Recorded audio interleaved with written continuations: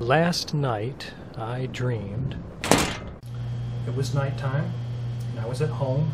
I was standing in our living room, when suddenly I heard the rattling of a key in the lock of our front door. It was my dad. My dad opened the front door, he rushed inside, glanced over at me briefly, and he had this frightened expression on his face. And then he called out to my younger brother, Dave. He said, "Dave, just go on outside, go in the trunk, it's in there, grab it, bring it back inside and put it down on the couch. Just don't ask me any questions, go get it, bring it inside, they're doing it tonight." My dad's from Texas.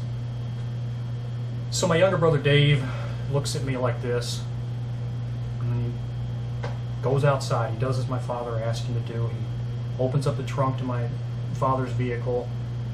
He pulls something out. At this point I can't tell what it is, and he carries it back into the house, places it down on our couch. It's a big piece of driftwood. So I stand here with my arms folded like this, and I look at this piece of driftwood for a moment or two, and then I look up at my father and I say, "Well, who's doing what tonight? What is this all about? What's this driftwood for?" And my dad said, "Well, it's for the cats. Hadn't you heard? They're coming after us tonight. All of them. They're going to kill us people tonight. And I mean, these driftwood, it ain't going to do much, but you know, it might help some. I mean, it's something anyway."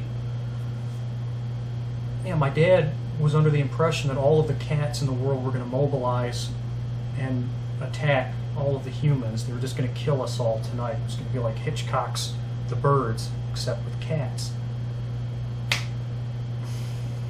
So I didn't argue with my dad. I just walked toward a window, just looked out on our street just to see if there was anything to this theory of his, see if there were any cats roaming the streets up to no good. I looked to my left, and I don't see any kitties. I look over to my right, and I do see a cat. I see a little orange cat hop into the bed of my neighbor's pickup truck. And that's it. And I look over at my dad, and I'm not going to argue with him. I just assume, well, he's having a breakdown of some kind. So I decided, okay, I'm just going to go out and get some air here. I'll take my chances with the cats of the world. I don't think they're all going to pounce on me. Just have to get out and get some air. So I walk outside and I start walking toward downtown Ferndale, and I stop outside of a new restaurant that had opened up, and I don't remember the name of this place. I walk inside. It's a narrow place. It's 2 stories. It's dimly lit, but there were some blue neon lights behind a bar, and there was an enormous aquarium in the foyer where I was standing.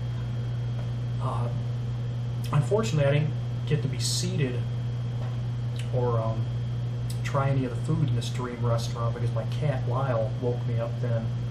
He was standing on my bedroom carpet just meowing incessantly. He was meowing like the world was coming to an end. He just had decided it was time for me to wake up. So he stood there and just meowing, meowing, meowing. I couldn't get back to sleep, and finally I just had to bow down and get up out of bed. I'm going to do that to him sometime.